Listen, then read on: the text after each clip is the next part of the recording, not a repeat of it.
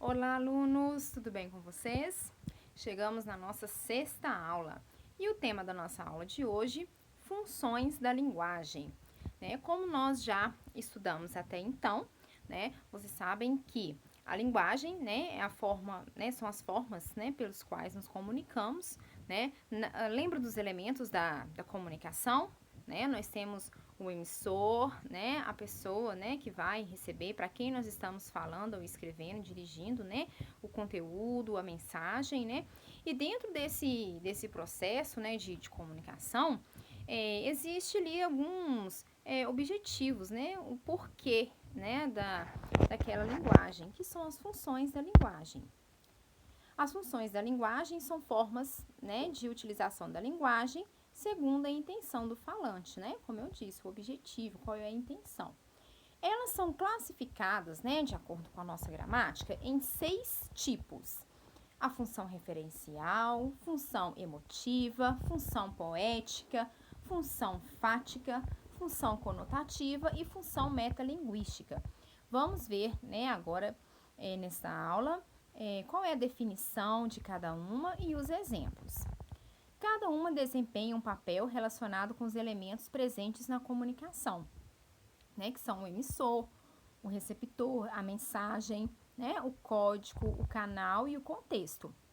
Assim, eles determinam o objetivo dos atos comunicativos. E uma informação muito importante, que vocês já têm que ter em mente, é que, existem 6 tipos de função da linguagem, mas um texto, ele pode ter mais de uma função, tá? Então, não é cada texto tem apenas uma função. Não, nós vamos ver, nos exemplos daqui para frente, que um texto, ele pode ter 2 funções ou até 3 funções, tá ok? Então, vamos começar aqui pela função referencial ou denotativa, tá? Que é o outro nome que ela recebe. Então, pelo esse nome aqui, denotativa, já dá pra gente tirar aí uma noção do que seja, sentido denotativo é quando eu emprego a palavra naquele sentido real dela, o sentido que está no dicionário, tá? Então, a função, referencial, ela tem como objetivo, informar, uma função informativa. Ela tem um objetivo, de se referir a alguma coisa. Um exemplo, de um texto que seja ainda função referencial, vou passar para vocês, são os textos jornalísticos, materiais didáticos. Esses textos, eles têm a função de informar e para isso tem que ser de uma forma verídica, As palavras têm que ser usadas, daquele sentido real ali do dicionário. Tem que ser uma linguagem objetiva, É utilizada em terceira pessoa. Então, ou seja, terceira pessoa, é o ele, ela, eles, ou seja, não tem verbos conjugados em primeira pessoa no eu, tá? Não vai aparecer em um eu, porque não é um texto pessoal, tá bom? Todos eles, por meio de uma linguagem denotativa, como eu expliquei para vocês, as palavras empregadas em seu real sentido, então aqui não pode usar metáforas, ironias, tá? Informam, a respeito de alguma coisa, sem envolver aspectos subjetivos e emotivos à linguagem, A função emotiva ou expressiva, já ao contrário da função referencial, ela tem como objetivo transmitir as emoções, tá? Sentimentos e subjetividades por meio da própria opinião. Tá vendo? Totalmente ao contrário da referencial. Aqui, nós já vamos ter, os textos já vão estar na primeira pessoa, os textos aqui possuem um caráter pessoal, está voltado para o emissor. Vamos ver aqui alguns exemplos.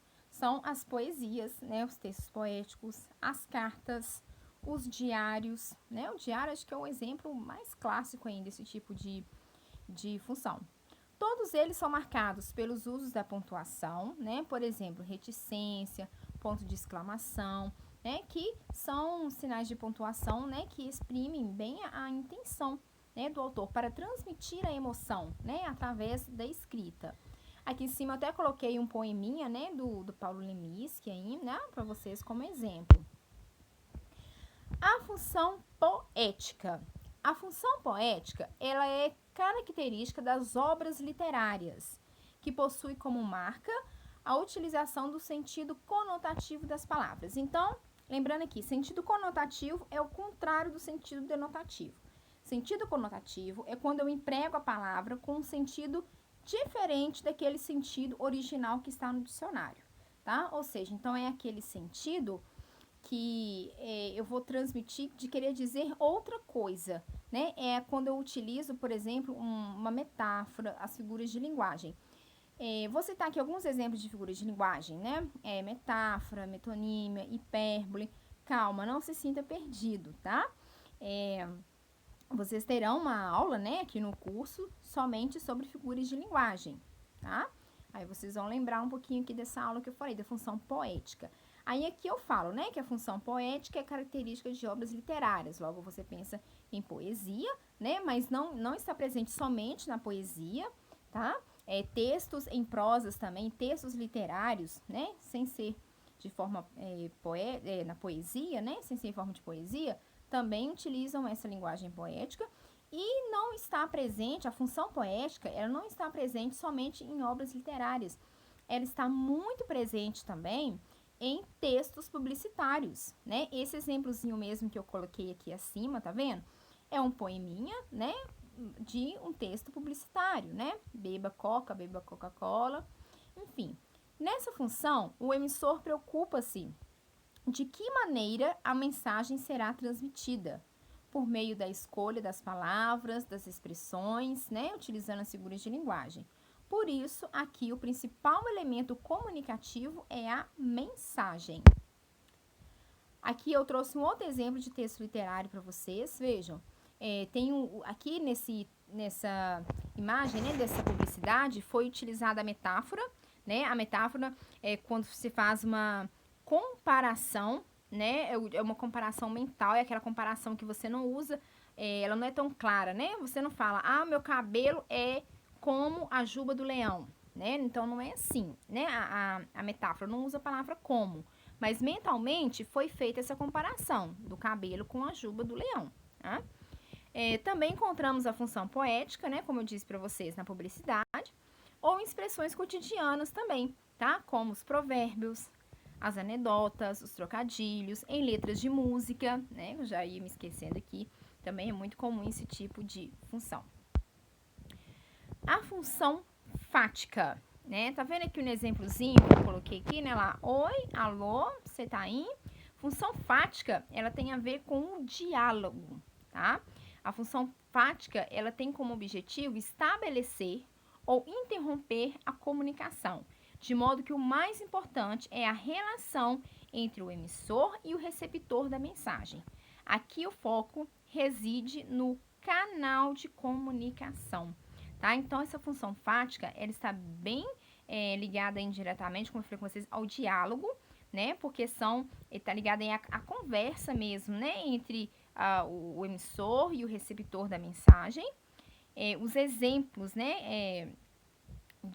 Dessa função, né? São uma conversa por telefone, né? Saudações, cumprimentos, ok? A função conotativa ou apelativa, tá? Também recebe esse nome. Ela é caracterizada por uma linguagem persuasiva, né? Então, lembra, persuadir é convencer o outro, né? Eu quero persuadir, eu vou utilizar de estratégias para convencer, né, o leitor de algo, né? Por isso, o grande foco é no receptor da mensagem. Aqui em cima tem um exemplozinho que eu trouxe para vocês também, tá vendo?